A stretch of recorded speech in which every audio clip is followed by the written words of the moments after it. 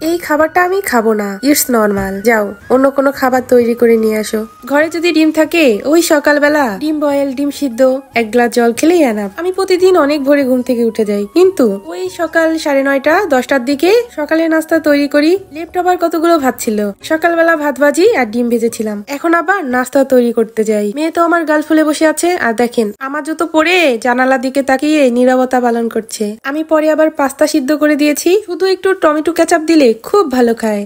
Yummy, Atta, I love you, Mamu. এই মা, pasta ready. Thank you, Mamu. খোলা জানালার সামনে দাঁড়ালে মাইন্ড কিন্তু পুরো ঠান্ডা হয়ে যায়, কারণ আমি তো সারাদিন ধমক খাই। দুপুরের জন্য রান্না করতে যাই, বাতাস খেলে কাজ হবে না, উল্টো ধমক খেতে হবে। এই রসুনগুলো অনেক দিন হয় এনেছে, এগুলো তাড়াতাড়ি করে খেয়ে ফেলতে হবে, নষ্ট হয়ে যাচ্ছে। আজকে তো ধনিয়া পাতা দিয়ে এটাকে বাটা করব। আলু দিয়ে আজকে রুই মাছ রান্না করেছি আর ধনিয়া পাতা বাটা করেছি। ফ্রোজেন মাছগুলো একটু ভাল লাগে না, যত ভালো করে রান্না করি না কেন। এখন বিকেল 5:30টার মতো বাজে। একটু ফার্মেসিতে এসি ওষুধ নিতে। ফার্মেসির সামনেই একটা গির্জা। অনেকবার ভাবি একটু আসবো, আর আসা হয় না। ঘর থেকে অনেক দূর। একদিন দিনের বেলা আসার চেষ্টা করব। তাহলে আজকের মতো বাই।